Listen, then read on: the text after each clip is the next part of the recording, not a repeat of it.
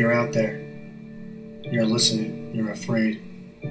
You're afraid of us. You're afraid of change. I don't have a crystal ball. I can't see the future. I'm not here to tell you how this is going to end. I'm here to tell you how this is going to begin. I'm going to start this broadcast, and when I do, I'm going to show these people what you don't want them to see. A world without controls and boundaries. A world where anything is possible. Hey guys, how you doing? It's Tom. I always tell myself not to record on a whim when I'm angry, but can't help it this morning. In April of 2017, Bashar al-Assad allegedly launched a chemical weapons attack in Syria. 1 week earlier, President Trump and his administration announced that they weren't interested in nation building in Syria. They were there to knock out ISIS and get out. So allegedly, Assad's response to that, to America announcing that they're not going to try to kill him, not trying to overthrow his regime, was to then launch a chemical weapons attack, not against military personnel, not with any strategic importance, but a chemical weapons attack against children.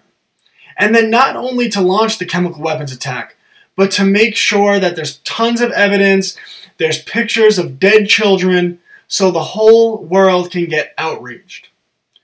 What motive did Bashar al-Assad have to carry out that chemical weapons attack? Why would he be so sloppy and leave behind evidence, pictures of dead children for the world to see, right after the United States of America announced they weren't going to try to kill him and his family, they weren't going to try to overthrow his regime, and eventually they were going to just leave Syria? Why would he want America angry at him? Why would he want the world angry at him? Why would he want his country to be occupied and his life be in danger? So that attack was carried out, and the White House went along with the official narrative. And I'm sure you all recall, President Trump launched, I believe, don't quote me, I believe 55 missiles into Syria at an Air Force base. It was a Russian and a Syrian Air Force base. And I know a lot of people at the time said Trump was playing 4D chess. Whatever. I was angry about it at the time, but that was it. Trump launched 55 missiles at Air Force Base, and he didn't change America's official stance. He didn't say we're trying to overthrow al-Assad and push for regime change and nation building. He kept the troops there, allegedly to try to knock out ISIS, which, to his credit, the military has done a great job at knocking out ISIS in Syria. Now to the present day. 1 week ago, President Trump announced that America was on the verge of pulling out of Syria, of taking the American troops in Syria and bringing them home to the United States of America. When Trump announced this, I was so proud to have voted for him, and I was ready to make a video as soon as he did it, hailing victory, because pulling out of Syria would be Trump's greatest moment, because he ran on America first. He said we wouldn't be nation building. He wasn't going to be the neocons, he wasn't going to be President Bush, and he wasn't going to pull an Obama, where he says he was the anti-Bush, and then he ran a foreign policy, which was an 8-year continuation of President Bush, because the military-industrial complex seemingly always wins. So last week, Trump announces that America was on the verge of pulling out of Syria. This was going to be his finest moment. Vindication. And then I wake up this morning and see that there was alleged to be another chemical weapons attack in Syria. And once again, this attack had no strategic military importance. No. Assad, right after America announced they were going to leave his country, decided to carry out a chemical weapons attack against women and children and make sure that there were plenty of evidence, that there were photographs of the dead children. So once again, the world can be outraged, America could be outraged, and America could have justification for keeping the American troops in Syria to try to kill Assad, to kill his family, overthrow his regime, and take him out of power. Is Assad the dumbest man on the planet? Is Assad suicidal? Because I would imagine maintaining power as the American empire, as the globalist empire has closed down on you, and not being overthrown suggests he's probably a pretty smart guy. He's a psychopath. He's a dictator.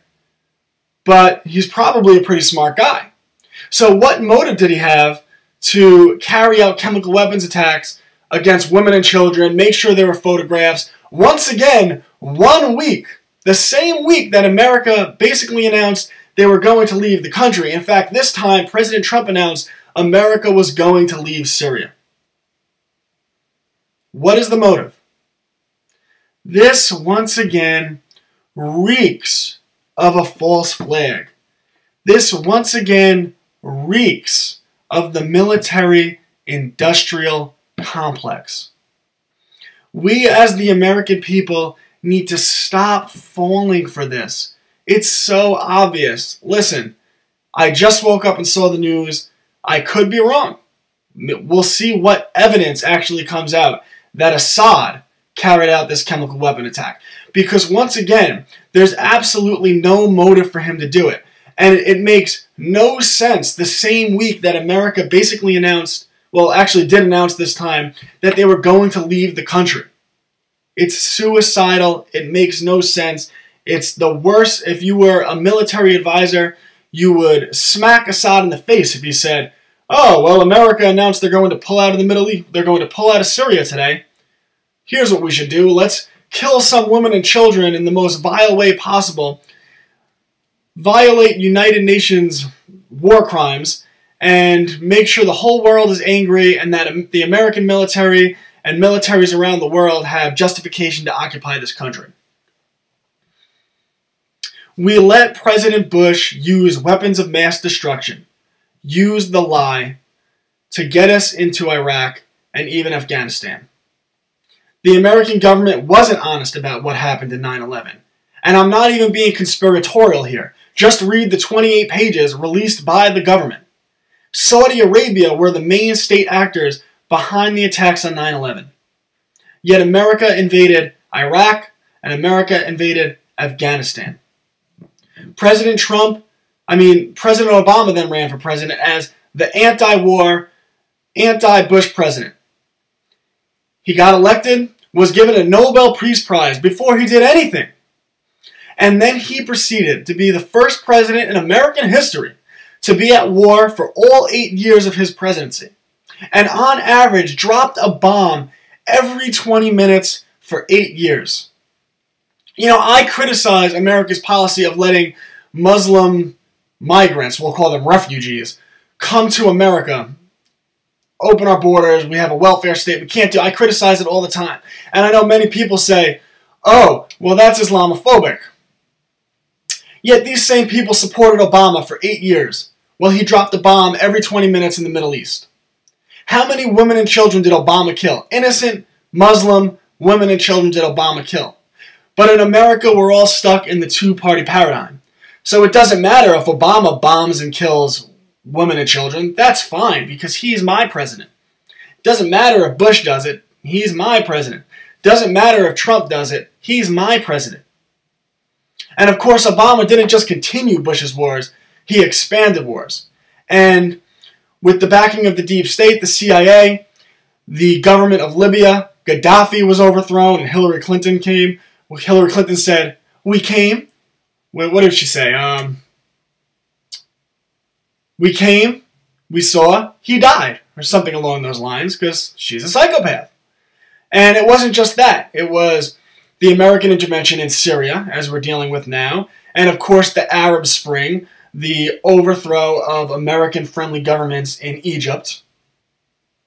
The military-industrial complex wages on, and depending on who's in power, maybe the Democrats are anti-war, maybe the Republicans are anti-war, but as soon as their party's in power, it's all good.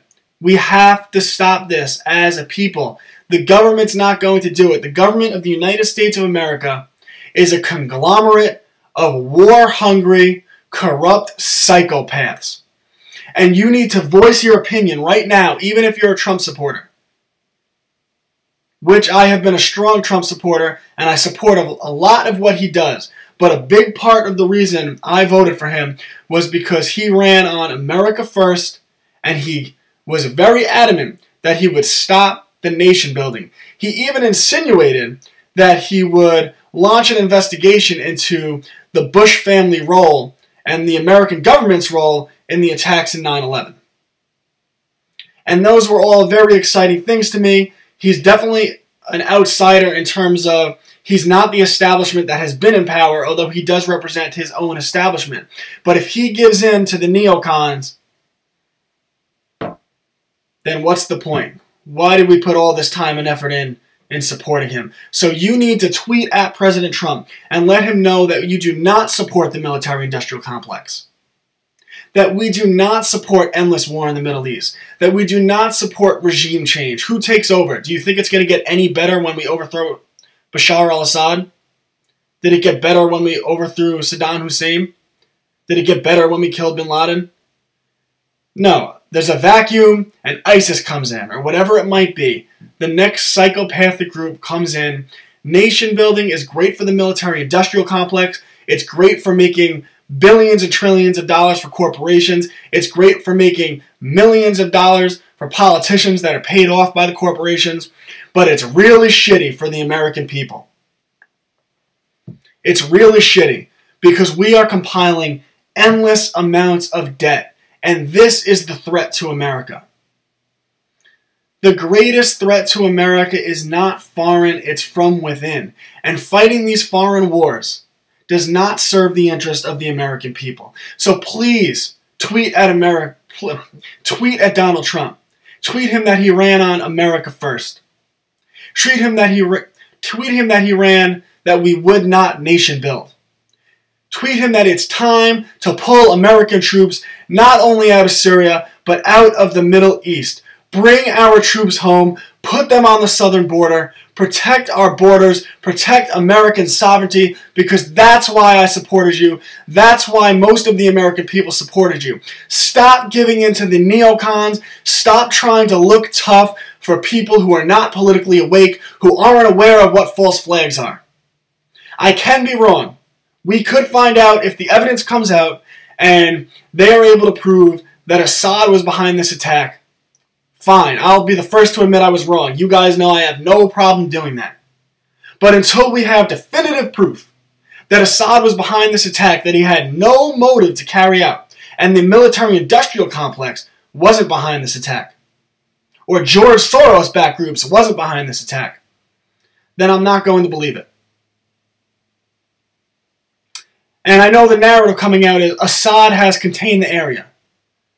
Well, of course he has, because after the last chemical attack, he didn't contain the area. He just left it open after the alleged incident happened.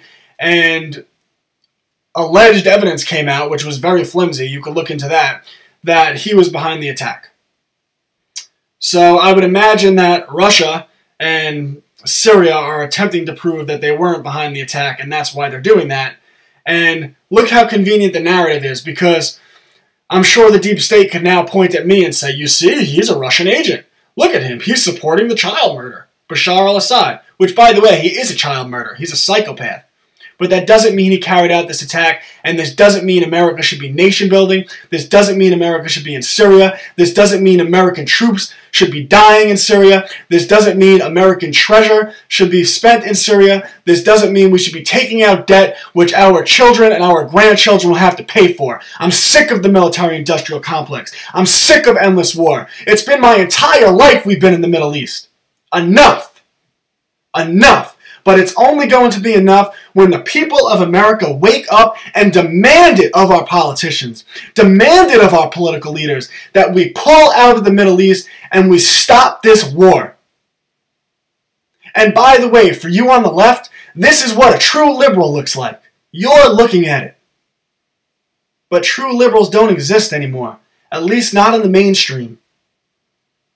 Bring our troops home.